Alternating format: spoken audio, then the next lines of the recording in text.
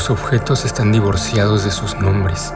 Están ahí, grotescos, obstinados, gigantes. Y parece ridículo llamarlos asientos o decir lo que sea sobre ellos. Estoy en medio de objetos, objetos sin nombre, solo, sin palabras, indefenso. Me rodean, están por debajo, atrás de mí, encima de mí. El estilo cinematográfico pausado y vago del director italiano Michelangelo Antonioni suele suscitar opiniones orientadas a la pretensión. Bajo la lupa de un enfoque filosófico existencial, podemos encontrar un estilo bien intencionado y determinado a mostrar cada detalle, movimiento, colores, formas y la distribución de los encuadres que refuerzan el propósito de la película. El Desierto Rojo, estrenada en 1964, recibió el León de Oro en el Festival de Cine de Venecia. Además, se convirtió en su primer trabajo a color y una culminación a los temas tratados en su anterior y celebrada trilogía de la alienación, que empezó con la aventura, la noche y el eclipse. La cinta abre con unas imágenes desenfocadas de un cielo gris, y mientras la cámara recorre el horizonte, emergen una serie de artefactos industriales. Al fondo, vagamente se escuchan unos sonidos electrónicos que evocan un futuro, al mismo tiempo que ulula una voz femenina que alude al pasado. Un pasado pretecnológico que converge con la realidad postindustrial presenta un problema universal. De aquel monstruoso escenario gris y nebuloso aparece la protagonista Giuliana, interpretada por Mónica Vitti, caminando con su hijo Valerio. En segundo plano pasan por una huelga de obreros. Algo no está bien con Giuliana. Su actitud denota una especie de ansiedad que pareciera fuera de proporción. Los horribles desechos causados por la modernidad parecen haber estropeado su esencia natural. Por medio de la dramatización, Antonioni representa de manera metafórica una característica del ser humano, un malestar general que subyace en nuestra cultura moderna. La escena se corta y ahora estamos al interior de la fábrica, donde algunos obreros desempeñan sus labores. La fábrica tiene un aspecto futurista, de tonos grises oscuros y espacios geométricos. Conocemos a los otros dos protagonistas del filme, Ugo y Corrado. Son los directivos de la empresa y discuten la dificultad de encontrar obreros dispuestos a ir a trabajar a un proyecto en Sudamérica. Los hombres modernos están cómodos en su mundo. Mientras recorren la fábrica, que se percibe como un laberinto, pasan por un gran mosaico de figuras amorfas, color negro y amarillo mostaza, arte moderno. Giuliana entra en escena, deslizándose con facilidad por los pasillos y escaleras, pasando tuberías rojas, tanques verdes y conductos amarillos. Ugo es su esposo y le presenta a su colega Corrado. Para Antonioni, el color en la vida moderna ha adquirido un significado y función que no tenía en el pasado. Moi, je fais comme ça le rythme de la couleur. On utilise la couleur, je crois, d'une façon fonctionnelle pour l'histoire. Si je pense qu'une certaine couleur est utile à la suggestion que la scène doit avoir sur le public, j'y mets cette couleur. Comprenez ce que je veux dire?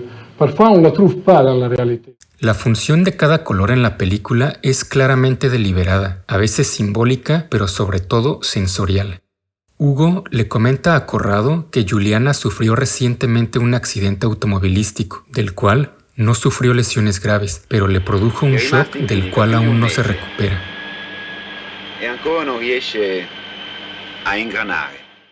La paleta cromática eleva nuestra identificación con la agudeza visual de Giuliana. La conciencia de las características de su alrededor están a flor de piel. Los colores intensos que vemos en la fábrica están ahí para que notemos cada forma, cada objeto.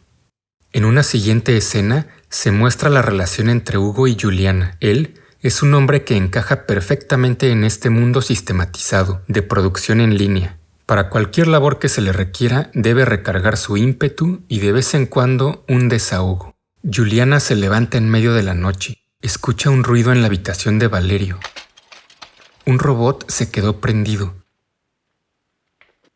Sus relucientes ojos sugieren una eterna vigilancia. Sale de la habitación y entra en un ataque de pánico. Su cuerpo se mueve errático en distintas direcciones, de un pensamiento a otro. En su blanco y clínico pijama, Hugo se acerca impávido y la conforta. Pero hay un distanciamiento evidente. Juliana no encaja. Hay una incompatibilidad o un desfase entre la persona y sus circunstancias. Para el filósofo danés Søren Kierkegaard, la angustia existencial viene con el conocimiento de las infinitas posibilidades del poder hacer, la libertad de escoger. Para Kierkegaard esto es la nada.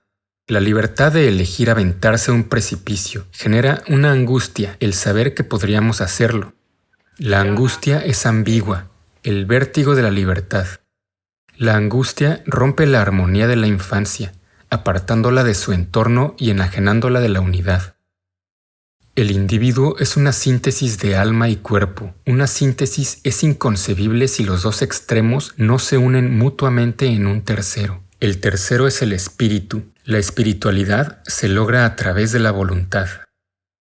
Corrado sintió una atracción por Juliana desde que la vio. Va en busca de ella a la galería que pretende abrir. Vía Alighieri es una calle angosta de construcciones grises.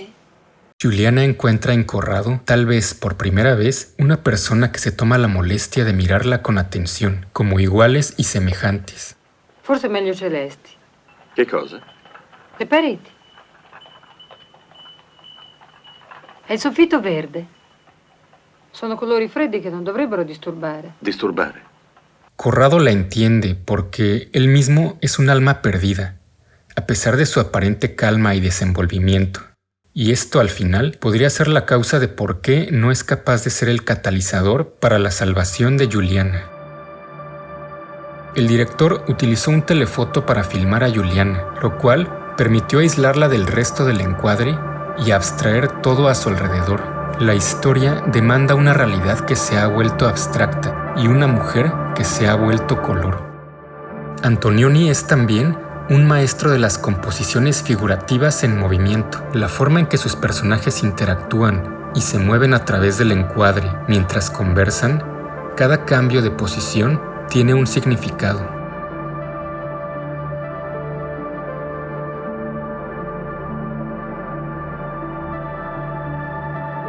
La escena en la que visitan una instalación de radios telescópicos simboliza el desierto rojo. La cadena de enormes torres rojas forma una antena para escuchar a las estrellas. La geografía propuesta por Antonioni y el uso de diversos ángulos oblicuos y un movimiento elíptico logran un efecto de desorientación en el espectador.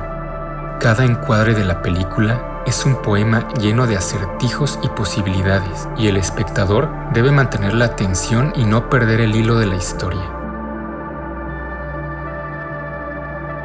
Otra secuencia de una virtuosa dirección es en la pequeña cabina donde hay una especie de fiesta entre amigos. En el interior hay un pequeño espacio pintado de rojo que asemeja un refugio de las pasiones. Uno a uno, todos los personajes se van acomodando encima de los otros. Escuchamos la conversación, pero son los movimientos los que delatan lo que piensan.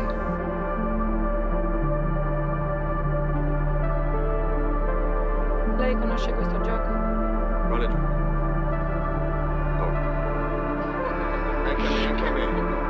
No. Para los tecnócratas burgueses, hablar de sexo es tener sexo. ¿Cuál es el simbolismo del cuarto rojo? Una cámara sangrienta, una especie de útero. Rojo es pasión, pero también es peligro. Según Kierkegaard, la forma de vida hedonista promueve la inmediatez de la sensación o percepción. El placer se busca a través del otro, la aprobación, el estatus o el ser deseado. La fuente de esa satisfacción es exterior a uno. El aburrimiento es el enemigo de la vida estética. Hay que estar en la constante búsqueda de nuevos placeres.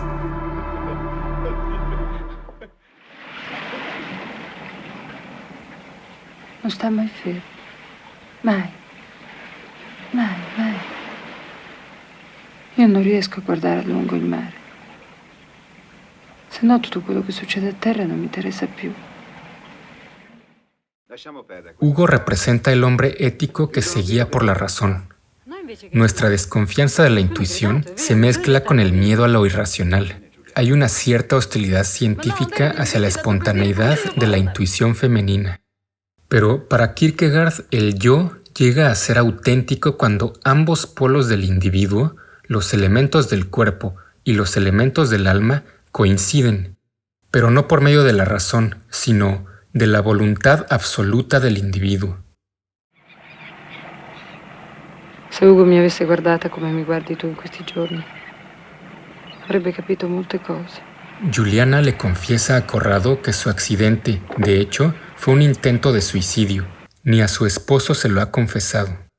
Corrado la comprende, pero la comprensión no es la solución del enigma. Juliana es un personaje rodeado por los océanos del mar. Corrado la entiende de un modo que Hugo no puede, pero al mismo tiempo sin efecto alguno. La actuación de Mónica Vitti durante toda la cinta es hipnótica y magnética. Su semblante, cada gesto con las manos, la forma en la que se abraza o cómo se sujeta de las paredes. Incluso su cabello, el color y la forma en la que se alborota. Es un personaje sensorial. La película es más sensorial que narrativa. Es una perturbadora representación de la búsqueda de la identidad y la melancolía que emana de la modernidad. Certo, basta non pensarci. Bella conclusione. C'è qualcosa di terribile nella realtà e io non so cos'è. Nessuno me lo dice. Algunos críticos han reprochado una falta de narrativa y profundidad en las relaciones de los personajes. Sin embargo, ese es el propósito. Antonioni trabajó de forma intuitiva y poco lógica, pero podemos desenmarañar el periplo y la enfermedad de Juliana no como una neurosis o problema psicológico que se pueda tratar con medicamentos ni con terapia. Es una condición existencial ontológica. La desesperación es una enfermedad no física sino espiritual. Es una pérdida del equilibrio entre las relaciones del cuerpo y del alma. Si un hombre carece de intensidad, si su alma desde un inicio se dispersa en lo multitudinario, nunca tendrá tiempo de hacer el movimiento de la fe, sino que estará constantemente haciendo mandados por la vida y nunca entrará en la eternidad. Según el cineasta francés Jean-Luc Godard, Antonioni es uno de los directores más influyentes. Podemos encontrar reminiscencias en directores como Wong Kar-wai o Edward Yang. Además de Wim Wenders, con quien Antonioni codirigió su última película en 1995. Si quieres conocer más sobre el trabajo de Wenders y el nuevo cine alemán, checa el siguiente video.